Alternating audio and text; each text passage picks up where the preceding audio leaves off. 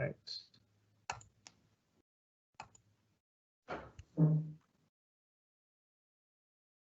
Good afternoon. My name is Vince Lowry. I'm the Director of Student Success and Engagement here at UW Green Bay. I am also the Director of the Gateways to Phoenix Success Program. I am one of the planners, along with Adam Novotny, and a host of other people of our GD Welcome programming. Welcome to today's session on navigating the online learning environment. This session is being recorded. If you maybe hear something and you want to go back and listen to it, you will have access to it. You will also be able to ask questions as you go. So there is a little question mark box, and it says Q&A. You can click on that. Have with us two members of our CATL team. And I'm actually going to turn things over to them and be quiet and listen and learn along with you. And so Todd's going to, as they put it, take the driver's seat. And is going to guide you through what it's like to learn online. And Nicole is going to be handling Q&A. So through the miracle of Microsoft Teams Live, I am going to hand the floor over to Todd and let him take things away.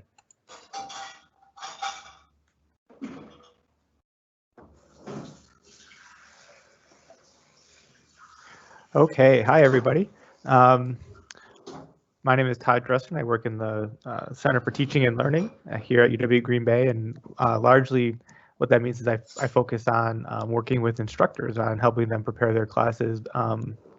And I also teach history, and I will be teaching a first-year seminar this year about called Coping with Pandemics in American History, in which we try to use the history of epidemic disease response to try to understand or triangulate ourselves within that history and understand the present moment better. But today, we're going to talk about how to navigate Canvas better, which is the learning platform for your courses at UW Green Bay. So I'm going to try and navigate Teams better here and show you my screen.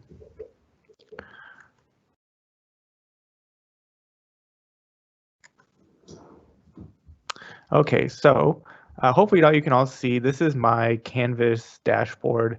When you log into Canvas, you should see something similar to this. I should say, actually, before we get started, Nicole LeGros, my colleague in the Center for Teaching and Learning, will be monitoring the chat. And so if you have questions about Canvas, or if you have questions about anything that I'm saying, you can post those questions in chat, and Nicole will be able to answer them, or she can ask me if it's a question that's directly about something that I said, if you want me to go back and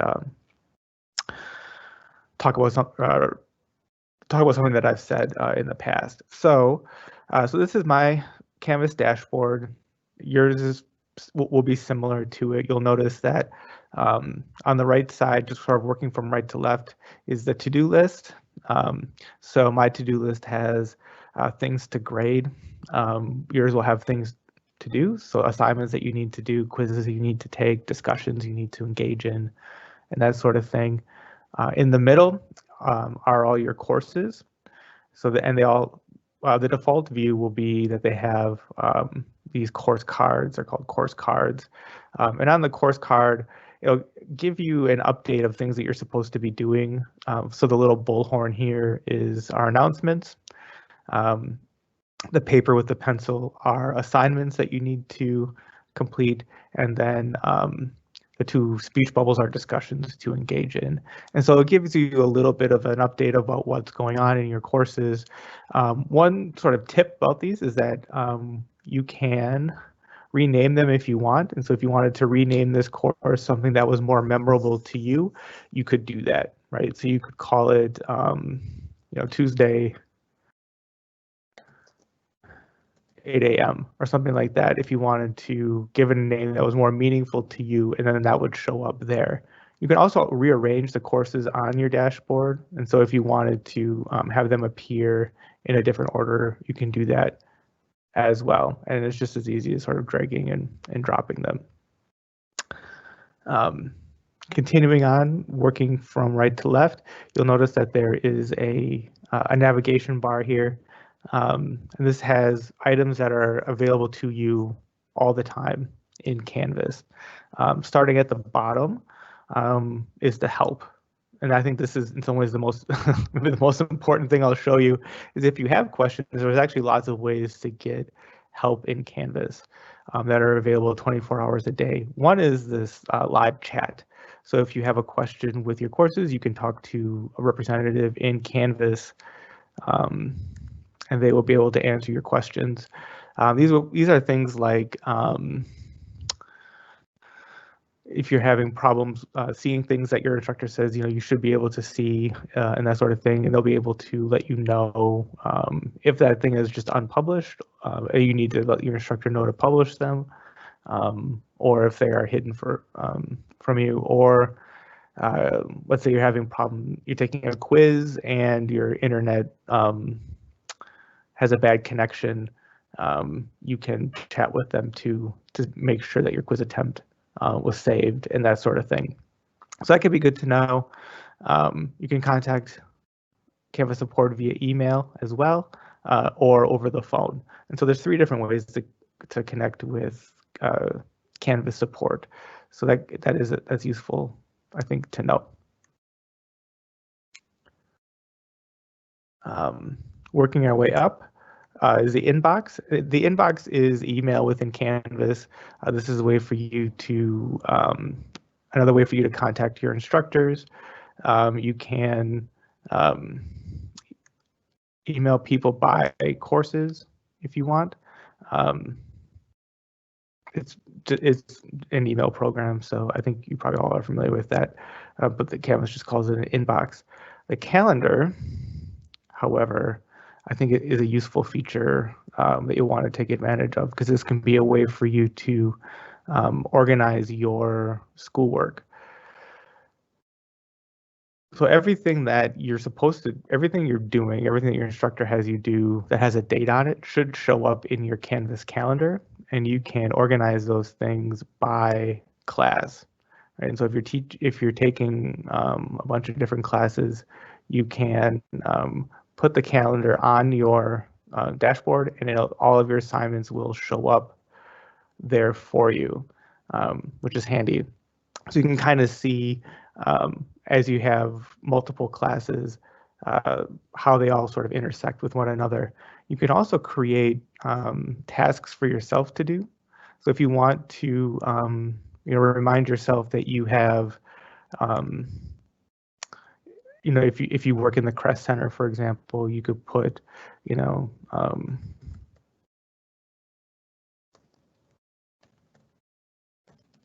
put your shifts in there so that you can kind of see how your work schedule intersects with your class schedule, and that can be a useful thing to do as well. Your instructors also may use the calendar as a way to schedule office hours appointment with you with something called appointment groups, and that will also appear in your calendar as well. So be on the lookout for that. Groups. This will be if you have groups in your classes. If you're doing group work, that kind of thing, those groups will appear here. Courses. This is a list of all your courses, so you can kind of navigate between all your courses. And then you can also change your personal notifications. And this is a useful thing to know as well, because Canvas will send you notifications based upon all the different ways in which you want to be notified about things. So if you, for example, due dates on upcoming assignments, if you get an announcement in your class where your teacher submits grades, and all those sorts of things, discussions. So that can be a useful way to know as well what things you have coming due for yourself. What I would recommend is probably leaving the notifications as they are. And then as you are going along and you decide that either A, you're irritated by all the notifications that you're getting, or B, you would like to get more notifications, you'd like to get notified about things as they're happening, you can come in here and change those things. And chances are there's a way for Canvas to notify you better. So for example, if you would like to get notifications whenever someone in one of your classes makes a discussion post, you could do that by changing your discussion settings. I personally leave it as off, that I don't get notified, but that's a personal preference of mine. A lot of people like to get sort of a daily digest of their discussion posts. Okay, so I'm going to go back to the dashboard because that was just a lot of stuff that I threw at you here.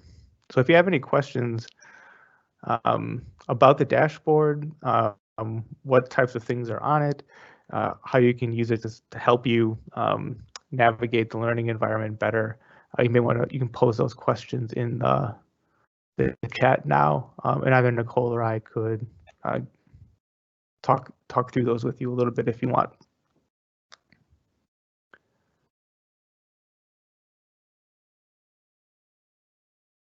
So give you all a couple of seconds to ask any questions about the dashboard in Canvas.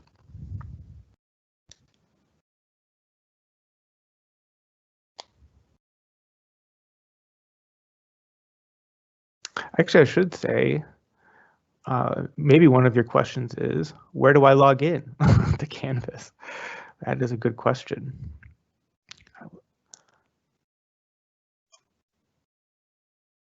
So here I'm on the UWGB homepage, and there's a link at the top called Canvas. And the login is here. You'll also notice, hopefully, that there's some of the support information is here as well. So the 24-hour hotline, if you have questions about Canvas, is there. Also, if you want to chat with the Canvas support. And there's also an orientation here to Canvas for students as well. So those are all the things you may want to check out for logging into Canvas. Okay, so let's go into one of these courses.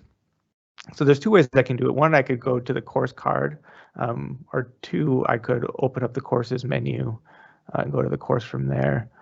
I'm gonna do that. So I'm looking for my sociology spring semester class.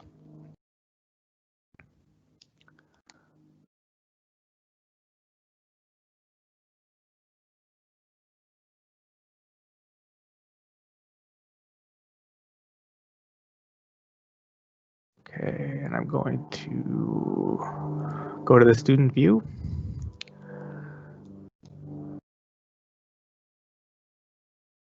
So this is how it would appear for students if you were to log into this class. What I'll do is I'll walk through some of the things that are in a typical Canvas class, so that you can also navigate your courses better. One thing you'll notice is in the upper right-hand corner is you can change your individual course navigations. And so if you want,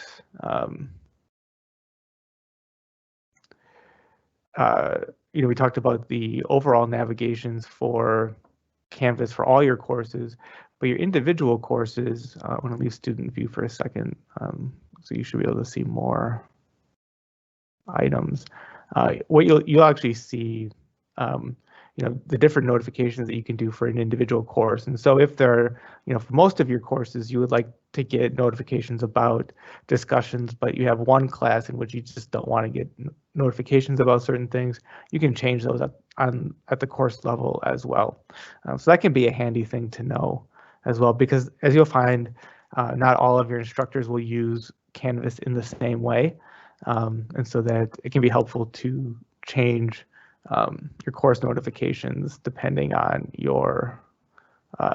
the way your instructors, frankly, are using the course and the way in which you want to be notified about things.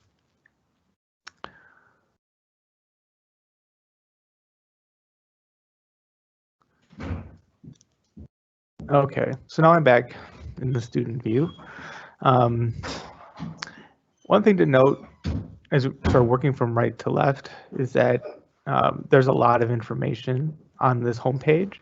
And so one thing you can do to make things a little bit more manageable for yourself is you can collapse these modules, and then that way it's sort of less information for you to have to sift through.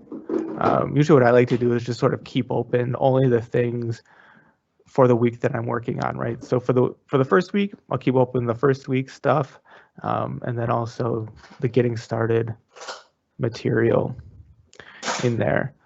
So if you look at a typical course, hopefully, your instructor is going to introduce themselves with some information. You can navigate through your course by clicking the next, kind of going through in a linear fashion. In this case, they're telling us what assignments are required, what's in the syllabus, that sort of thing, what the time commitment for the class is going to be, and how best to contact the instructor. This is information about the textbook. In this case, the instructor is using an OpenStax textbook, so that it's a free textbook for students. And then just more information on how to use Canvas. Now you can kind of see it's a little tedious, maybe going through in a linear fashion. So sometimes it can be good to kind of go back to the home page and jump to the thing you want, right? So in this case, I want to start doing my schoolwork, right? So I'm going to go to the first week, and I'm going to do the discussion for the first day. And this is a typical thing that probably a lot of your instructors will do, have you introduce yourself to your peers in the class, right? So this is what discussions will look like.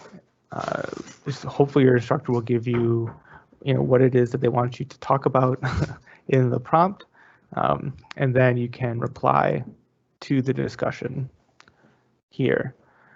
You'll notice that there's a lot of different things you can do in the discussion. So you can say, introduce yourself.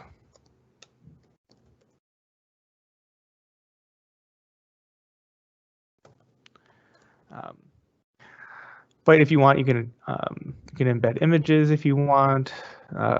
You can add Office 365 documents. Office 365 is similar to Google Docs.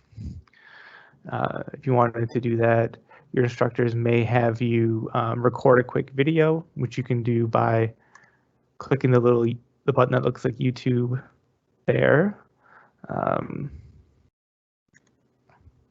I don't know if it'll let me do that because it's using my camera for this presentation here, but I could normally record a video if I wanted to do that.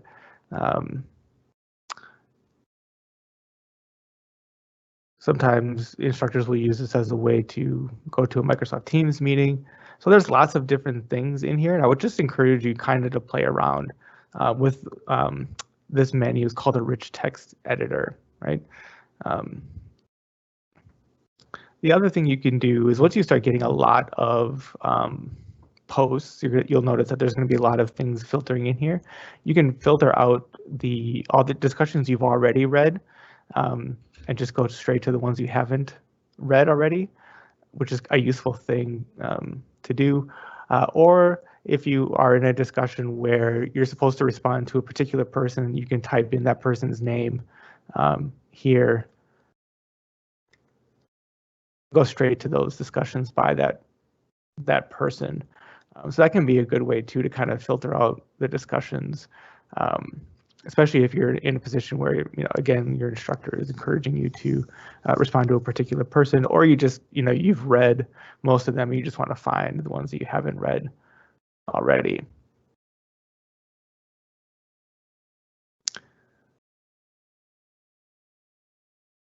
Okay. Some other things that your instructors may ask you to do to complete your homework is that they may have PowerPoints that they want you to view, or just other content in their courses. When you click on a file in Canvas, it opens up in this document reader here. And so if I want to view this PowerPoint, I can view it in Canvas if I want. To kind of go through the slideshow, you'll see that there's these two scroll bars, which is takes a bit to get used to that. So I can kind of read the content there if I want, or if you want to download the PowerPoint, you can do that as well. And one thing you'll find is that a lot of times instructors, especially now since there's a lot more online classes than there typically are, is that instructors will add audio to their PowerPoint. And in order to hear that audio, you'd want to download the PowerPoint and open it up on your computer rather than viewing it in the document viewer here. The document viewer will not show will not play the audio for the PowerPoint. So that's one tip, I guess, that I would have. So that's another type of thing that your instructors will have you do. So they'll have you respond to discussions, they'll have you read materials. If it was a Word document, excuse me, or a PDF, it would show up in the same way. They might have you also open up links. In this case, the instructor is linking to a textbook, but if it was a website, it would appear in much the same way in Canvas. So they'll try to open up the link to the website in the page here so you don't have to leave Canvas. But sometimes, as you can see, this is a kind of a small window, and it can be a little bit difficult to read in. And if you like me get a little irritated at that, you can also open up into a bigger space to read. So in this case, then now that the textbooks will open up into a bigger window, and I can read my assignment here much better.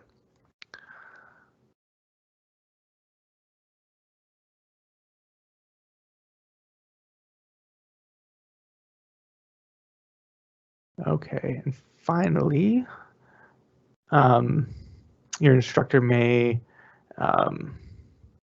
oops, I'm gonna open up one of these other weeks here. You may have a quiz to take. And a quiz is something, if you've downloaded the Canvas app, you may be able to take on your phone. If it's a multiple choice quiz, if it's an essay quiz, I would not recommend you taking the quiz on your phone. But in this case, you probably could, I suppose, since it's just a multiple choice quiz. And as you'll see, in taking the quiz, it'll have the time. The timer will start here on the right. As you answer questions, it should check them off here. And this indicates that it's saved the question. And just one thing to know too is that your instructors will know all the questions that you've answered in the quiz. So if, for example, you, let's say my internet went out at this point, right? And I couldn't finish taking the quiz, I could email my instructor and say, you know, my internet went out when I was in the middle of the quiz. Your instructor could check what's called the quiz log, and they could see that, yes, in fact, the internet went out for you. And then they could open up the quiz and give you another attempt on the quiz. And that's something that happens fairly often, frankly. That something happens, you know, the internet goes out, your battery runs dead, whatever. And you need to ask your instructor for another attempt. And in that case, they can check the quiz log to see that, in fact, you're telling the truth. So I'll submit the quiz. I haven't answered all the questions. And then depending on how the instructor set it up, it might give you the answer or not. So in this case, the instructor is giving me the correct answers for all the questions, even though I didn't answer them. Okay, and then finally, in navigating your course, you'll notice that all the things that you can click on are over here. There are some tools over here that we haven't used. Media Gallery is kind of like your own personal YouTube channel for the class. Collaborate Ultra could be a way that you do your online classes. There's two platforms that instructors will use. One is Teams, which we're using now. Another one is Collaborate Ultra. And that's another platform for having online classes at UW Green Bay. And to navigate that, you just do what I just did. Just click on the Join Room, and it should open up another window here where you can engage in online classes. I'm going to close that for now, but that's a useful thing to know. Also, one of the nice things about Collaborate Ultra is that there's also a dial-in option, and so that if you're unable to attend, or again, let's say your computer battery runs low or something like this, or the internet connection near you is not very stable, you can dial in as well and engage over the phone. Okay, and then finally, the tab that most students go to most often is the grades tab.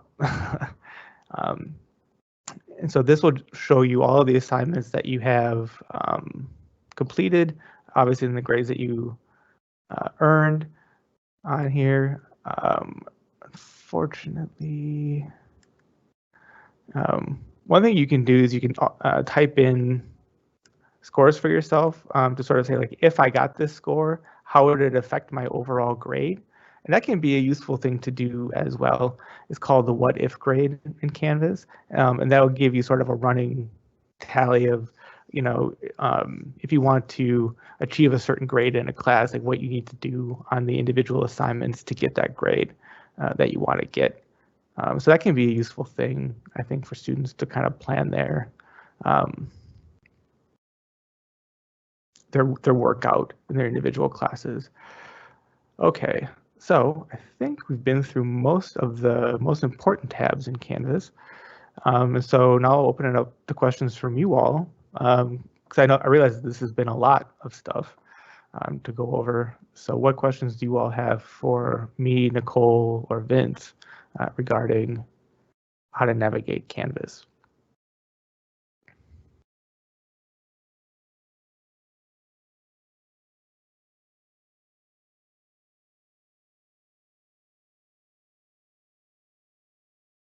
So I don't see questions rolling in, but I'm just going to jump in. I'm going to launch my camera here, and Todd, I'm going to put you back live here and ask the question once you're live there.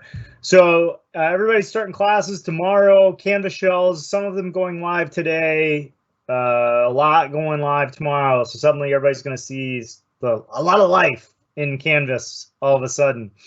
If they run into problems, what's the and Nicole, maybe you could even put this in the Q&A. If a student runs into a problem with Canvas, trying to figure something out, who they contact, right? Who's the support for them if they need help navigating a course or finding something in Canvas, and maybe you're just not. Maybe the student's not comfortable with reaching out to the instructor, would prefer to maybe try to troubleshoot on their own. Yeah, sure. So I would probably first reach out to Canvas.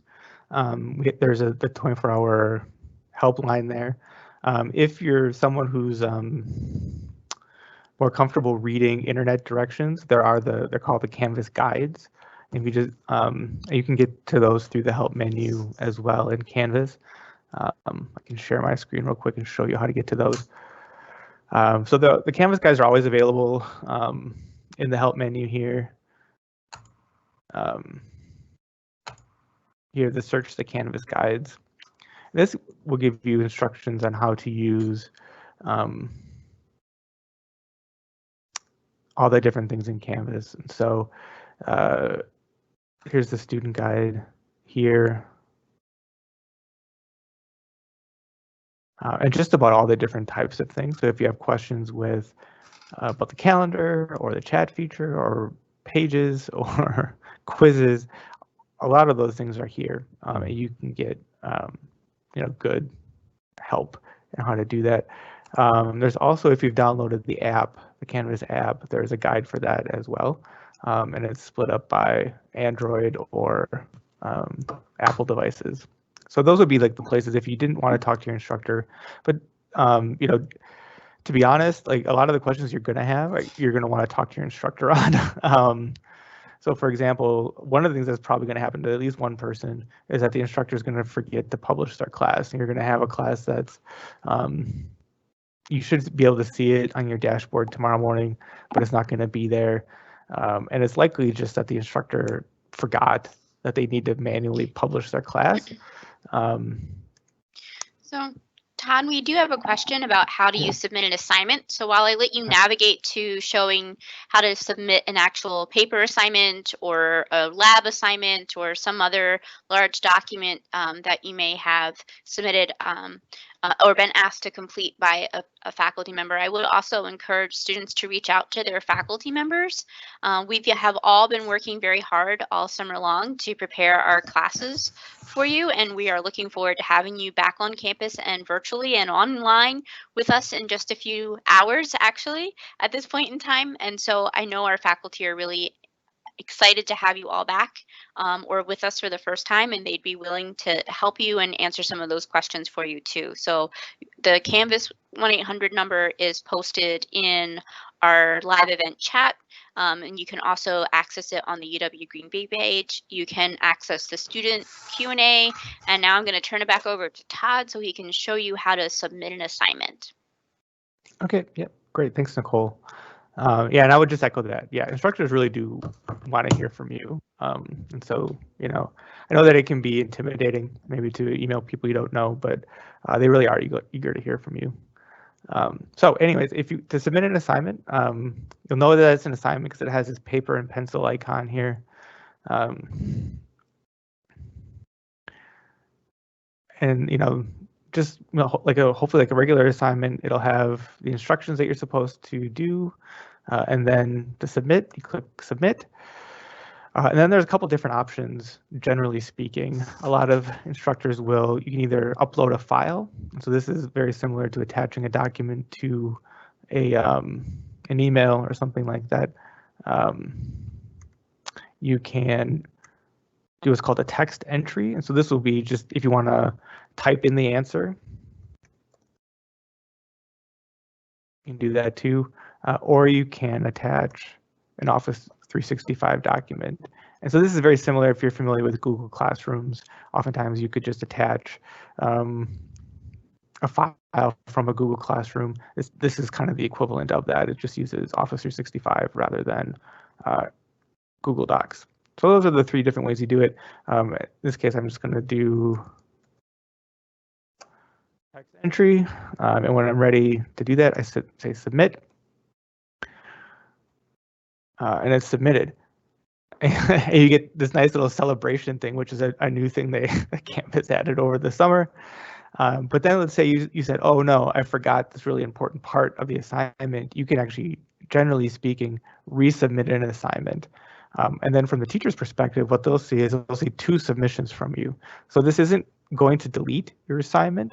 Rather, what it's going to do is there'll be two files for the instructor to read. And if you want to say that this new one is the right one, you can add a comment that says, this is the one that I want you to grade. The wrong one earlier.